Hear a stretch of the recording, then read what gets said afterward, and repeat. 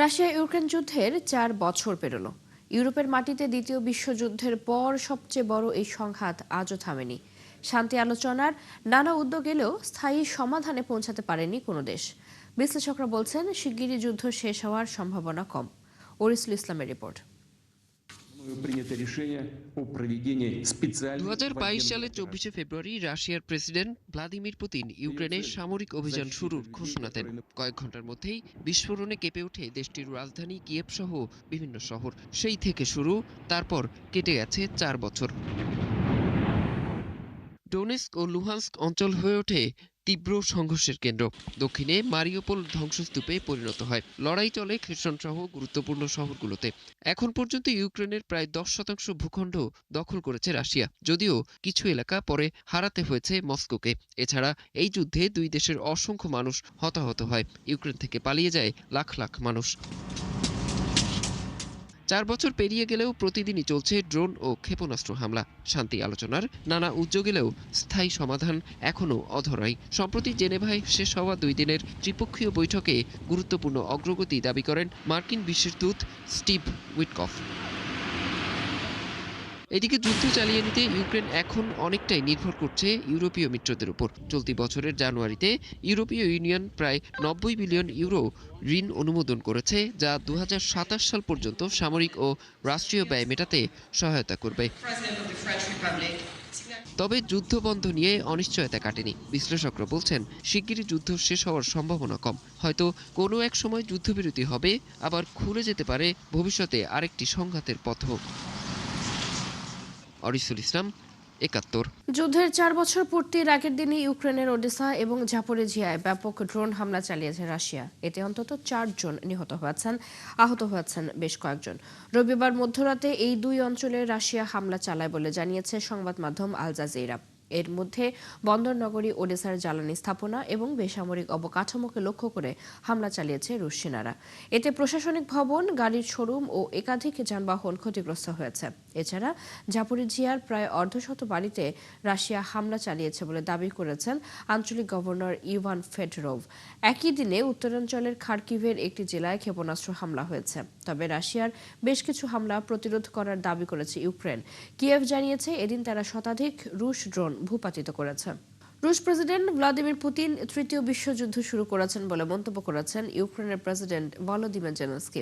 ইউক্রেনের সরকারি সদর দপ্তরকে বিবিসিকে দেয়া এক সাক্ষাৎকারে এ মন্তব্য করেন তিনি। জেলেনস্কি বলেন, রাশিয়া বিশ্বে ভিন্ন এক জীবনধারা চাপিয়ে দিতে চায় এবং মানুষ জীবনধারার পরিবর্তন করতে চায়। পুতিন কতটা ভূখণ্ড দখল করতে সক্ষম হবে এবং তাকে কিভাবে থামানো যাবে তা নিয়ে ভাবা প্রয়োজন। তবে নিজেদের প্রতিরোধ ইস্যুতে দৃঢ় বার্তা দিয়ে জেলেনস্কি বলেন, ইউক্রেনের পরাজিত হওয়ার প্রশ্নই ওঠে না। বিজয়ী হয়েই ইউক্রেন যুদ্ধ শেষ করা হবে বলে জানান দেশটির প্রেসিডেন্ট। সাক্ষাৎকারে পুতিনের দাবি করা যুদ্ধবিরতি চুক্তির মূল্য পরিশোধের ঘোর বিরোধিতাও করেন জেলেনস্কি। বর্তমান পরিস্থিতিতে রাশিয়া তার সামরিক ও প্রযুক্তিগত সক্ষমতা আরও উন্নত করবে বলে জানিয়েছেন রুশ president Vladimir Putin. Defender of the fatherland day উপলক্ষে দেয়া এক ভিডিও বার্তায় পুতিন জাতীয় সার্বভৌমত্ব রক্ষায় নিয়োজিত সেনা সদস্যদের প্রশংসা করেন। পুতিন বলেন, ইউক্রেন সংঘাত থেকে অর্জিত যুদ্ধ অভিজ্ঞতার ভিত্তিতে রুশ সেনাবাহিনী ও নৌবাহিনীকে আরও শক্তিশালী করা হবে। পাশাপাশি রাশিয়ার বিজ্ঞান ও উচ্চ প্রযুক্তি খাতের সহায়তায় সশস্ত্র বাহিনীর সব শাখার যুদ্ধ বাড়ানোর প্রস্তুতি বাড়ানো হবে। রাশিয়া ও যুক্তরাষ্ট্রের মধ্যে সবশেষ পারমাণবিক অস্ত্র নিয়ন্ত্রণ চুক্তির মেয়াদ শেষ হলেও মস্কো জোর দিয়ে বলেছে তারা উত্তেজনা বৃদ্ধির দিকে পদক্ষেপ নেবে না এবং ওয়ার হেডের সংখ্যা বাড়াবে না। মেক্সিকোর মোস্ট ওয়ান্টেড মাদক সম্রাট নেমেসিও ওসেগুয়েরা ওরফে এল মেনচোর নিহতের পর দেশজুড়ে শুরু হওয়া সহিংসতায় ন্যাশনাল গার্ডের অন্তত 25 জন সদস্য নিহত হয়েছে। মেক্সিকোর নিরাপত্তা মন্ত্রী এই তথ্য নিশ্চিত করে জানিয়েছেন। রবিবার মেক্সিকান বিশেষ বাহিনীর হাতে ধরা পড়ার কিছুক্ষণ পরেই হেফাজতে থাকা অবস্থায় মারা যান এল মেনচো। তার মৃত্যুর খবর ছড়িয়ে পড়ার পর থেকে মেক্সিকোর অন্তত 20টি রাজ্যে চরম অশান্তি এবং বিশৃঙ্খলা ছড়িয়ে পড়েছে। পরিস্থিতি নিয়ন্ত্রণে রাখতে দেশটির পশ্চিমাঞ্চলে 2500 অতিরিক্ত সেনা মোতায়েন করা হয়েছে বলে জানিয়েছেন প্রতিরক্ষা মন্ত্রী রিকার্ডো ট্রেলিভা। অভিযানে এলমেঞ্চোর 6 দেহরক্ষী নিহত হয়েছে এবং সামরিক বাহিনীর 3 সদস্য আহত হয়েছেন বলে প্রতিরক্ষা মন্ত্রণালয় জানিয়েছে। এছাড়া এলমেঞ্চোর মৃত্যুর পর জালিস্কো রাজ্যে আইনশৃঙ্খলা রক্ষাকারী বাহিনীর উপর অন্তত 27টি হামলার ঘটনা ঘটেছে। সেনাবাহিনীর পাল্টা জবাবে 30 জন কার্টেল সদস্য নিহত হয়েছেন। মেক্সিকোর কুখ্যাত মাদক সম্রাট এলমেঞ্চো, যার প্রকৃত নাম নেমেসিও ওসেগুয়েরা, দেশটির অন্যতম শক্তিশালী অপরাধ চক্রের নেতা হিসেবে পরিচিত ছিলেন। রবিবার মেক্সিকোর সেনাবাহিনীর এক বিশেষ অভিযানে নিহত হয়েছেন মেক্সিকোর এই শীর্ষ মাদক সম্রাট। সাবেক এই পুলিশ কর্মকর্তা ছিলেন শক্তিশালী অপরাধী চক্র জালিস্কো নিউ জেনারেশন কার্টেল সিজেএনজির প্রধান। বিস্তারিত মনিরুজ্জামান বাবুর রিপোর্টে। মেক্সিকোর সরকার ও প্রতিদ্বন্দ্বীদের সঙ্গে লড়াইয়ে লাশের পাহাড় গড়ে এক রক্তাক্ত অধ্যায়ের জন্ম দিয়েছিলেন নেমেসিও ওসেগুয়েরা। অপরাধ জগতে এল মেঞ্চো নামেই তিনি বেশি পরিচিত ছিলেন। সাবেক এই পুলিশ কর্মকর্তা ছিলেন বিশ্বের অন্যতম শক্তিশালী অপরাধী চক্র জালিঙ্কো নিউ জেনারেশন কার্টেল সিএনজি এর প্রধান। বিশ্বের অন্যতম শীর্ষ মাদক চক্র সিনালোয়া কার্টেলের সঙ্গে পাল্লা দিতে এল মেঞ্চো গড়ে তুলেছিলেন এক সুবিশাল অপরাধ সাম্রাজ্য। যুক্তরাষ্ট্রের সীমান্তে প্রাণঘাতী মাদক ফেন্টালিন পাচারের মূল হোতা হিসেবে অভিযুক্ত ছিলেন তিনি। যুক্তরাষ্ট্র সরকার এল মেঞ্চোকে ধরিয়ে দিতে $1.5 কোটি পুরস্কার ঘোষণা করলেও বছরের পর বছর ধরাছোঁয়ার বাইরে ছিলেন তিনি। মেক্সিকোর কারাবন্দী এল চাপো গুজমানের পর মেঞ্চোই ছিলেন দেশটির সবচেয়ে প্রভাবশালী মাদক সম্রাট। তবে এল চাপো আলোচনায় থাকতে পছন্দ করলেও এল মাঞ্চো থাকতেন আড়ালে। তিনি মাদক ছাড়াও চোরাই জ্বালানি ব্যবসা, জোরপূর্বক শ্রম ও মানব পাচারের মতো অপরাধে জড়িত ছিলেন।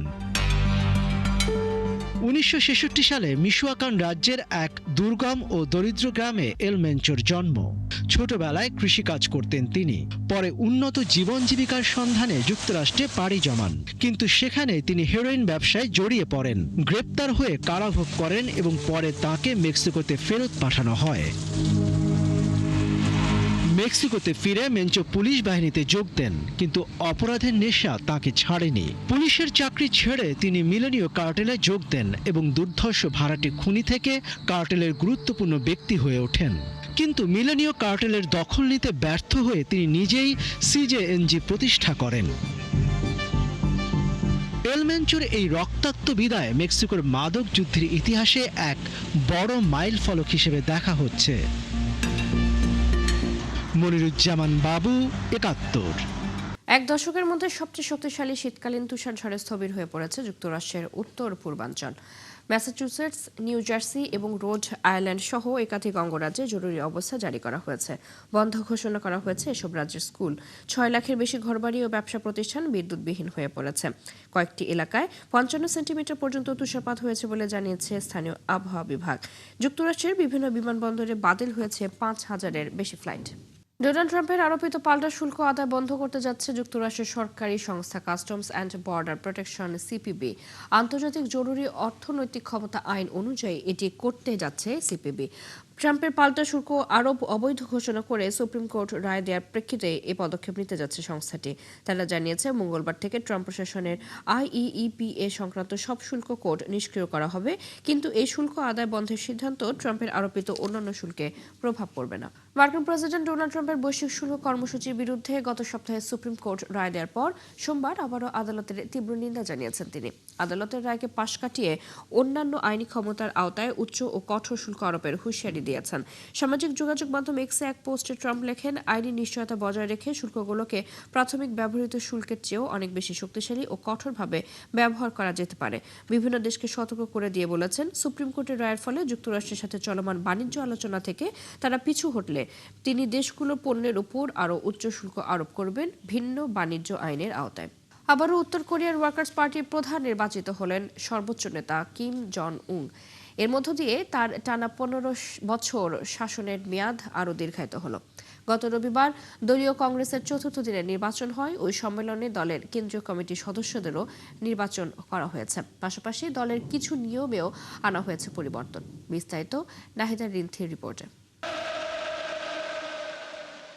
উত্তর কোরিয়ায় আবারও জোরালো হলো কিম শাসনের ভিত্তি। ক্ষমতাসীন Workers Party of Korea Kim Jong উনকে পুনরায় সাধারণ সম্পাদক নির্বাচিত করেছে। এতে দলটিতে তার 15 বছর ধরে চলা নেতৃত্ব আরও দীর্ঘায়িত হচ্ছে। 1940-এর দশকের শেষ ভাগে উত্তর কোরিয়ায় এক নায়কতান্ত্রিক শাসন শুরু করে কিম জং উনের পরিবার। 2011 সালে বাবার মৃত্যুর পর সর্বোচ্চ নেতা হিসেবে দায়িত্ব পালন শুরু করেন কিম। 2019 সালে সংবিধান পরিবর্তন করে রাষ্ট্রীয় সব বিষয়ে কিমের ক্ষমতাকে একক এবং অখণ্ড হিসেবে প্রতিষ্ঠিত করে দেশটির পার্লামেন্ট। গত রবিবার দলীয় কংগ্রেসের চতুর্থ দিনে কিমকে পুনর্নির্বাচিত করা হয়। এতে করে আরও বাড়ল কিমের ক্ষমতার মেয়াদ। ওই সম্মেলনে দলের কেন্দ্রীয় কমিটির সদস্যদেরও নির্বাচন করা হয়েছে। এতে ক্ষমতাসীন দলের কিছু নিয়মেও আনা হয়েছে পরিবর্তন। এছাড়া রাষ্ট্রীয় বার্তা সংস্থা KCNA জানিয়েছে, প্রায় 5,000 দলীয় সদস্যদের উপস্থিতিতে আয়োজিত কংগ্রেস উত্তর কোরিয়ার রাজনৈতিক ক্ষমতার কাঠামো একটি গুরুত্বপূর্ণ অধ্যায় তুলে ধরে, যা বহির্বিশ্বের কাছে এখনও অনেকটাই অস্পষ্ট। তবে এই বৈঠককে দেশটির সবচেয়ে গুরুত্বপূর্ণ রাজনৈতিক আয়োজন হিসেবে দেখা হয়। এর মাধ্যমে পররাষ্ট্রনীতি থেকে শুরু করে পারমাণবিক উচ্চ আকাঙ্ক্ষা পর্যন্ত রাষ্ট্রের অগ্রাধিকার সম্পর্কেও ধারণা পাওয়া যায়। উত্তর কোরিয়া প্রতি 5 বছর পর ওয়ার্কার্স পার্টির কংগ্রেস হয়ে থাকে। দেশটির গণমাধ্যমের দাবি, যুক্তরাষ্ট্র ও পশ্চিমাদের চাপ থাকা সত্ত্বেও খুব শিগগিরই কংগ্রেসে পরবর্তী ধাপের পরমাণু কর্মসূচি ঘোষণা করবেন কিম। নাহিদা রিন্থি, 71। যুক্তরাষ্ট্রে যে কোনো ধরনের হামলার কঠোর জবাব দেওয়া হবে বলে আবারও হুঁশিয়ারি দিয়েছে ইরান। মার্কিন প্রেসিডেন্ট ডোনাল্ড ট্রাম্পের সীমিত মাত্রায় হামলার হুমকির প্রেক্ষিতে এমন মন্তব্য করল ইরান। সোমবার ইরানের পররাষ্ট্র মন্ত্রণালয়ের মুখপাত্র ইসমাইল বাঘাই এক সংবাদ সম্মেলনে এসব কথা জানান। তিনি বলেন, সীমিত হামলা সহ যে কোনো আঘাতই আগ্রাসন হিসেবে গণ্য হবে। আত্মরক্ষার অধিকারের অংশ হিসেবে সব দেশই আগ্রাসনের জবাবে ভয়ঙ্করভাবে প্রতিক্রিয়া জানায়, ইরানও তাই করবে। এদিকে ওমানের মধ্যস্থতায় উত্তেজনার মধ্যেই আলোচনায় বসছে ইরান ও যুক্তরাষ্ট্র। ওমানের পররাষ্ট্রমন্ত্রী বদর আল বুসাইদি বলেছেন, বৃহস্পতিবার জেনেভায় আলোচনা শুরু হবে। চুক্তি চূড়ান্ত করার লক্ষ্যে বাড়তি পদক্ষেপ নেওয়া হচ্ছে। ইরানের প্রেসিডেন্ট মাসুদ পেজেশকিয়ান সামাজিক যোগাযোগ মাধ্যমে বলেছেন, আগের আলোচনা থেকে উৎসাহব্যঞ্জক সংকেত পাওয়া গেছে। এর আগে নাম প্রকাশ না করার শর্তে এক ঊর্ধ্বতন মার্কিন কর্মকর্তার বরাতে এক্সিওস জানিয়েছিল, ইরান যদি 48 ঘন্টার মধ্যে তাদের প্রস্তাব জমা দেয় তবে ওয়াশিংটন বিস্তারিত আলোচনা শুরু করতে আবারও বৈঠকে বসতে প্রস্তুত। মার্কিন হামলার আশঙ্কায় নিজ নাগরিকদের ইরান ছাড়ার আহ্বান জানিয়েছে ভারত। স্থানীয় সময় সোমবার তেহরানে নিযুক্ত ভারতীয় দূতাবাসের এক বিবৃতিতে এই আহ্বান জানানো হয়েছে। বিবৃতিতে বলা হয়, ইরানে অবস্থানরত ভারতীয় সব শিক্ষার্থী, তীর্থযাত্রী, ব্যবসায়ী ও পর্যটকদের এই পরামর্শ দেওয়া হচ্ছে। পাশাপাশি ইরানে অবস্থানরত সব ভারতীয় নাগরিককে তাদের ভ্রমণ ও অভিবাসন সংক্রান্ত কাগজপত্র, পাসপোর্ট ও পরিচয়পত্র সবসময় কাছে রাখার অনুরোধ করা হয়েছে। এছাড়া সহায়তা প্রয়োজন হলে ভারতীয় দূতাবাসের সাথে যোগাযোগ করতেও বলা হয়েছে। এদিকে ভারতের পররাষ্ট্র মন্ত্রণালয়ের তথ্য অনুযায়ী বর্তমানে ইরানে প্রায় 10,000 ভারতীয় নাগরিক অবস্থান করছেন।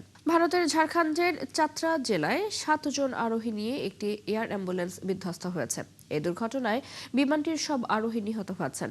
Directorate general of civil aviation DGCA এক বিবৃতিতে তথ্য জানিয়েছে।